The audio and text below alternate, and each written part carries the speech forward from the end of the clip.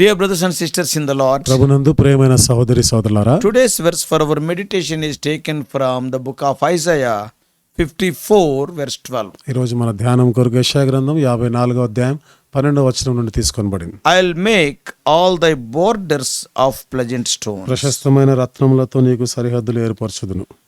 Often in the Old Testament, Israel is likened to the wife of Lord Jehovah. అనేక పర్యాయాలు పాత నిబంధనలో ఇశ్రాయేలీలు యెహోవా దేవునికి ఒక భార్యగా చిత్రీకరించబడ్డారు. Whenever Israel went after the gods of the neighboring nations, ఇశ్రాయేలీలు ఎప్పుడైతే మరి వారి పొరుగు దేశాల యొక్క విగ్రహాలని అన్య దేవతలను అనుసరించినారు and started worshipping them, మరి వాటిని పూజిస్తా ఉన్నప్పుడు that was considered as adultery. దానిని వ్యభిచారంతో పోల్చారు. They left their husband, the Lord Jehovah, and went after other gods of the heathen. తమ భర్త అయినటువంటి దేవుడైన యెహోవాను విడిచిపెట్టి అన్య దేవతలను వాళ్ళు అనుసరించారు. Then God used to punish them. అప్పుడు దేవుడు వాళ్ళని శిక్షించేవాడు. The exile of Israel in Babylon was like a period of divorce. ఇశ్రాయేలీలు బబులోను చెరలో వారు విడనాడబడినటువంటి పరిస్థితి. Period was considered as the period of divorce. ఆ కాలము విడనాడబడినటువంటి కాలముగా పరిగణించబడ్డది. And God separated her from him because of her sins. తాను చేసిన పాపాన్ని బట్టి దేవుడు తన నుండి వేరు చేసినాడు. During the time of exile, మరి చెర కాలంలో they never prospered in any domain. వారు ఏ రంగంలో కూడా వర్ధిల్లలేదు. Always those heathen kings were oppressing these Israelites. ఈ అన్యజన రాజులు ఎల్లప్పుడూ కూడా ఇశ్రాయేలును అనగదొక్కినారు. But now in 54th chapter, అయితే ఇప్పుడు 54వ అధ్యాయంలో she is returned to God. దేవుని యొద్దకు తిరిగి వస్తాం. That is to her husband and to her homeland. అంటే తన భర్త యొద్దకు స్వదేశానికి తిరిగి వస్తుంది. Now she can have prosperity. ఇప్పుడు వర్ధిల్లొచ్చు. Unlike the days of captivity. ఆ చెరలో ఉన్న దినాల వంటివి కాకుండా As a father has to enlarge his tent to accommodate more children, ఆ తండ్రి ఇంకా ఎక్కువ మంది పిల్లలని అక్కడ వాళ్ళకి అవకాశం ఇచ్చేలాగిన ఆ యొక్క గుడారము విశాలపరిచినట్టు, so Israel will have to enlarge its borders to accommodate this increase. ఇశ్రాయేలీలు వారి సరిహద్దులను విశాలపరచవలసి ఉంది. Because the people are increased in number. ఎందుకంటే ఆ ప్రజలు వారి సంఖ్యకు విస్తరిస్తున్నారు కాబట్టి వారిని అక్కడ ఉంచడానికి సరిహద్దులు విశాలపరచాలి. That's what we read in 54th chapter verses 1, 2, 3. ఇది 54వ అధ్యాయం 1, 2, 3 వచనాలు మనం What a చూస్తాం. love of God. దేవుని ప్రేమ ఎంత Though గొప్పది. Israel left God, her husband, ఇశ్రాయేలీలు తమ దేవుడిని భర్తని విడిచిపెట్టిన, but again, though God is holy, yet he is inviting them and again saying that thy creator is your husband. దేవుడు పరిశుద్ధుడైన మరలా ఇశ్రాయేలుని పిలుస్తా ఉన్నాడు, నేను మీకు భర్తగా ఉంటాను అంటున్నాడు. He is receiving them so gladly. ఎంత సంతోషంగా వాళ్ళని చేర్చుకుంటున్నాడు. Same is true in our lives also. మన జీవితాల్లో కూడా ఇదే సత్యం. Once upon a time, ఒకప్పుడైతే you were so close to God. దేవునికి ఎంత సమీపంగా Today ఉన్నావు. you have gone far away from him. ఈ రోజు ఆయనకు దూరం అయిపోయినావు. The enemy deceived you. శత్రువు నిన్ను మోసం చేసినాడు. Today you are under severe oppression. ఈ రోజు నువ్వు ఎంతో మరి బాధల్లో ఉన్నావు. But with the large loving heart, he is inviting you again to come to him. అయితే దేవుడు తన విశాలమైన హృదయంతో మరలా నిన్ను He ఆహ్వానిస్తున్నాడు. wants to enlarge your borders. నీ సరిహద్దులు He విశాలపరచాలని wants to కోరుతున్నాడు. bless you again. మరలా నిన్ను ఆశీర్వదించాలని He wants to కోరుతున్నాడు. give you more honor. నీకు ఇంకా ఎక్కువ ఘనత ఇవ్వాలని కోరుతున్నాడు. While Israel returns to her husband, she will no longer bear the shame of her separation. Israel తన భర్త యొద్దకు వస్తుండగా ఇక మరలా సిగ్గు అవమానం అనుభవించే అవసరం లేదు. In love, God will forgive her. ప్రేమను బట్టి దేవుడు తనను క్షమిస్తున్నాడు. And in love, God will take her back unto himself. ప్రేమను బట్టి ఆమెను మరలా తన యొద్దకు చేర్చుకుంటున్నాడు. ఎందుకు? Love covereth all sins. ప్రేమ సమస్త పాపములను కప్పుతుంది. His discipline of Israel was only temporary. మరి ఇశ్రాయేలీయులని ఆయన శిక్షించడం అనేది తాత్కాలికమైన. Now he looks forward to a glad reunion. ఇప్పుడైతే ఎంత సంతోషంగా మరలా వాళ్ళని ఐక్యపరచాలని He కోరుతున్నాడు. wants a lasting and eternal relationship with Israel. మరి చిరకాలం నిలిచి ఉండేటువంటి ఈ సంబంధం ఇశ్రాయేలీయులతో కలిగి ఉండాలని కోరుతున్నాడు. Same is true in our lives. మన జీవితాల్లో కూడా ఇదే సత్యం. He promises in 54 verses 9 and 10 54, 9, 10 వచనాల్లో అంటున్నాడు, that he will not send the nation into such a shameful exile again. మరలా ఈ దేశాన్ని అలాంటి సిగ్గు అవమానకరమైన పరిస్థితికి నేను అప్పగించను. The new Israel built by God himself, మరి నూతనమైనటువంటి ఇశ్రాయేల్ దేవుని చేత కట్టబడినది. it will have the beauty of a city built of precious stones. కాబట్టి ఇది ప్రశస్తమైన రత్నములతో కట్టబడిన పట్టణం వలె In ఉంటుంది. the New Testament language, కొత్త నిబంధన భాషలో the చెప్పాలంటే glory of the latter house will be greater than the glory of the former house. కడవరి మందిరం మహిమ మునుపటి మందిరం మహిమని మించినది. God will teach his ways to those who dwell in that city. ఎవరైతే ఆ పట్టణంలో నివసిస్తారో దేవుడు తన మార్గంలో వాళ్ళకి బోధిస్తాడు. Then they can enjoy justice and righteousness. అప్పుడు వాళ్ళు నీతి మరి న్యాయము వాళ్ళు అనుభవించగలరు. God is the creator of the world. దేవుడు ఈ లోకాన్ని సృష్టించిన వాడు. And he is the controller of all human activities in the world. ఈ ప్రపంచంలో మానవుని కార్యకలాపాలు అన్నీ కూడా ఆయన He నియంత్రించేవాడు. will give victory to his people always. తన ప్రజలకు ఎల్లప్పుడూ విజయం ఇచ్చేవాడు. See the utmost care. చూడండి ఎంత పట్టింపు ఉందో ఆయనకి, How much care he is taking. ఎంత జాగ్రత్త తీసుకుంటున్నాడు. In the verse for our meditation today, నేటి దిన ధ్యానం కొరకైన వచనంలో he is talking about the windows, the gates and the borders.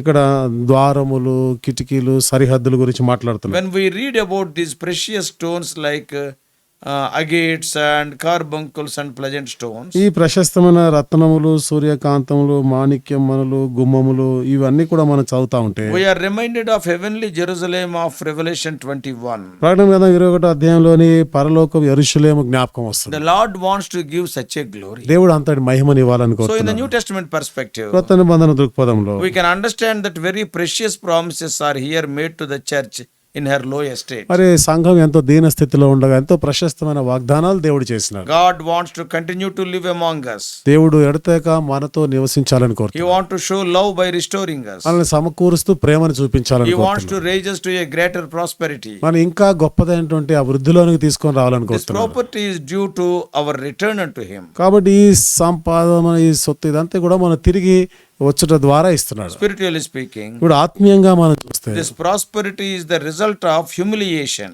ఈ and exaltation of Jesus Christ in the previous chapter 53. ఈ వృద్ధి ఇదంతా కూడా అంతకు ముందు ఉన్నటువంటి ఈ అధ్యాయంలో యేసు ప్రభువారు మరి ఆయన హెచ్చించబడినటువంటి ఆ స్థితిని బట్టి Because చూస్తాం. of His humiliation, ఆయన ఎంతో because దీనుడుగా Isaiah చేయబడ్డాడు. 53, we all know it is a crucifixion chapter. యెషయా గ్రంథం 53వ అధ్యాయం సిలువ వేయబడిన అధ్యాయంగా మనకు తెలుసు. So spiritually speaking, we are elevated means it is because He humbled Himself. నేను ఆత్మీయంగా మనం చూస్తే మనం హెచ్చించబడ్డామంటే ఆయన తగ్గించబడ్డాడు కాబట్టి, Because of His death, burial and resurrection.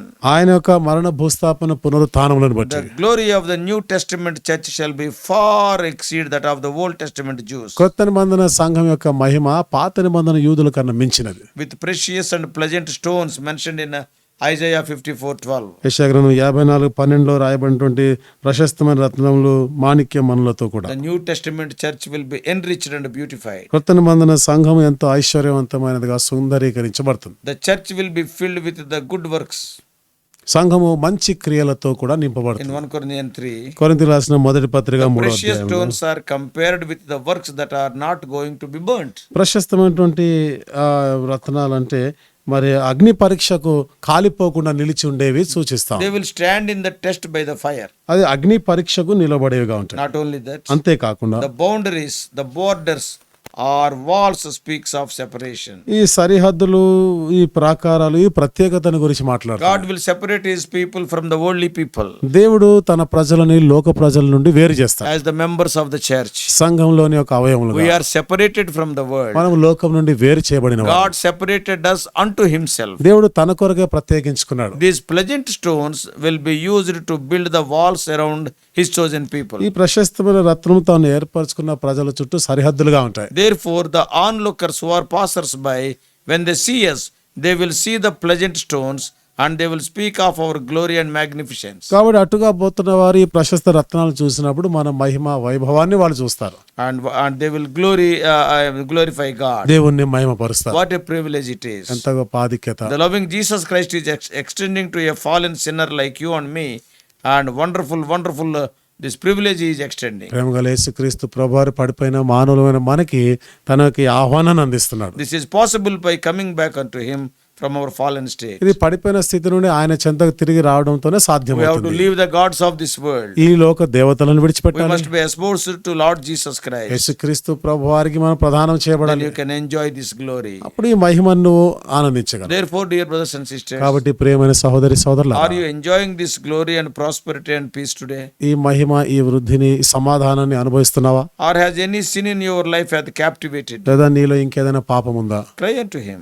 ఆయనకు ప్రార్థన He చేయి. will deliver you from the clutches of those sins. ఆ పాప బంధకాల నుండి ఆయన నిన్ను విడిపిస్తాడు. And then you can enjoy this wonderful glory. అప్పుడు ఈ అద్భుతమైన ఈ మహిమని నువ్వు He అనుభవించగలవు. will build your life beautifully. నీ జీవితం ఎంతో సౌందర్యమైనదిగా కడతాడు May ఆయన. God help you. దేవుడు నీకు సహాయం చేయను Let us గాక. pray. ప్రార్థన చేసుకుందాం. Loving Heavenly Father, ప్రేమగల మా పరలోకపు what తండ్రి, a wonderful plan you are having for the fallen sinner when he comes unto you. ఒక పడిపోయిన పాపి నీ దగ్గరికి వచ్చినప్పుడు ఎంతటి గొప్ప ప్రణాళిక మీది. Oh Lord, thou wanted to build him like the precious stones. ప్రశస్తమైన రత్నం వలె కట్టాలనుకుంటున్నాం. Oh Lord, we are so thankful unto you for thy love. దేవా నీ ప్రేమకు ఎంతో వందనాలు. Help us to walk accordingly. ఆ ప్రకారంగా నడిచేదానికి సహాయం Help us to bring glory and joy unto thy holy name. నీ పరిశుద్ధ నామానికి మహిమను తెచ్చేవారుగా చేయండి. We may bring joy to, O Lord, not only to your, O Lord, not only to the church, also glory to your name. ఓ ప్రభా సంఘానికి మాత్రముగా నీ నామాన్ని మహిమ తెచ్చేవారుగా చేయండి. Because you are going to change us, O Lord, in a wonderful way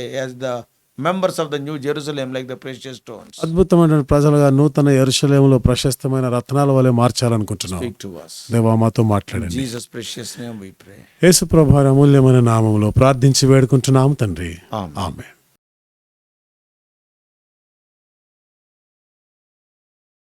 God bless you all.